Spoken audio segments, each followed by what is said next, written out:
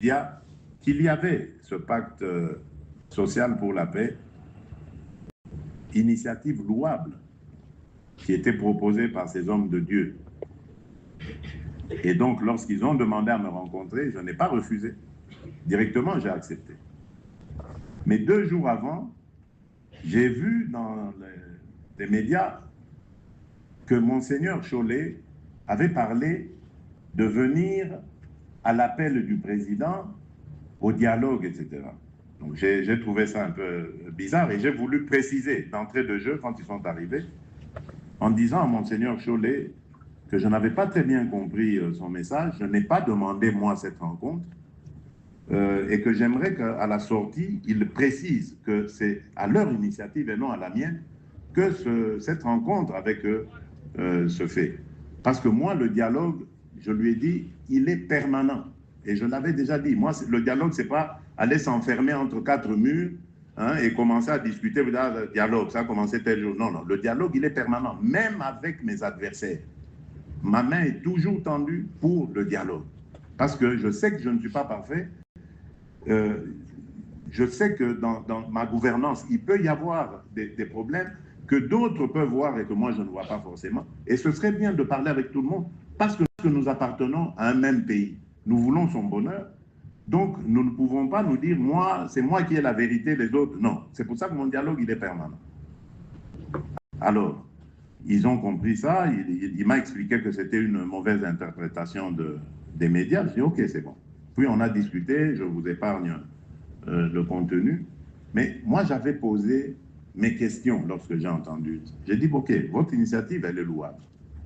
Mais moi, permettez-moi de vous poser une question. La première, c'est de savoir, vous situez votre initiative où dans l'actuel processus qui est impulsé par la région.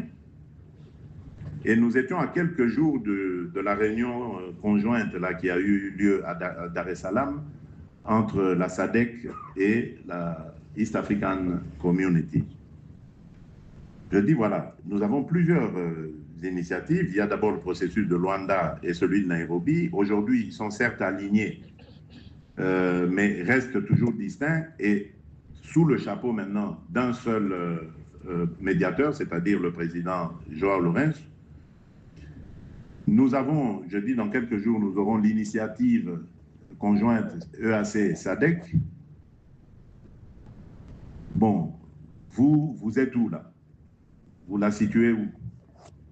Ils ont donné une réponse qui m'a indiqué qu'ils se posaient aussi des questions. Hein, donc ils l'ont dit, voilà, c'est pour ça qu'on vient vous voir, parce que, bon, voilà.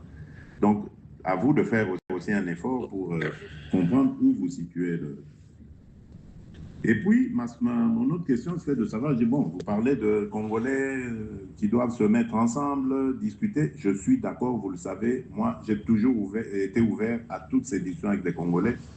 Ça ne s'arrête pas. Mes compatriotes resteront mes compatriotes. C'est avec eux qu'on va bâtir ce pays. Je veux discuter avec tout le monde. Mais, est-ce que vous incluez dans vos interlocuteurs là, qui doivent parler avec moi, des gens qui seront soutenus par l'étranger?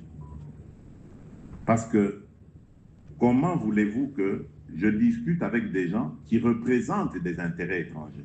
Et vous avez d'ailleurs suivi, il y en avait l'un d'eux là qui disait que le Kinyarwanda doit devenir aussi une langue nationale, pourquoi pas, etc. Donc c'est vraiment pour vous donner une indication sur ce à quoi nous avons affaire. Donc je dis, voilà, vous voyez ces bons hommes qui arrivent ici, à la tête d'intérêts étrangers et ennemis aussi, il faut dire. Parce que ce n'est pas des étrangers qui nous veulent du bien. Ces gens, vous les mettez autour de la table, voilà, ils vont discuter entre Congolais, alors qu'ils obéissent à un agenda venu d'ailleurs. Et nous allons arriver à des conclusions qui introduisent plutôt des desiderata de gens qui ne sont pas des Congolais. Alors, comment est-ce que vous espérez bâtir une paix durable avec ces gens? Parce que qu'est-ce qui va se passer? Comme d'habitude, à un moment donné, ils vont créer une scission dans cette histoire-là et récupérer ceux qui auront, qui se seront retirés, pour les organiser à nouveau et faire la guerre en disant « Ah oui, mais toutes nos revendications n'avaient pas été prises en compte dans votre histoire là-bas de dialogue. Nous recommençons. Cette fois-ci, nous nous appelons M31 ou M14 ou M je ne sais quoi. » Toujours des aventures pareilles. Et ça se fait au prix des vies de nos compatriotes. Je dis, moi, je ne discute pas avec ça. Si vous avez le temps, allez voir ces gens-là pour... voyez-les. Amenez-nous leurs revendications. Et c'est ça, en fait, que je suis en train de dire ici. Discutons, oui, mais je maintiens ma position. Je ne discuterai pas avec des pantins.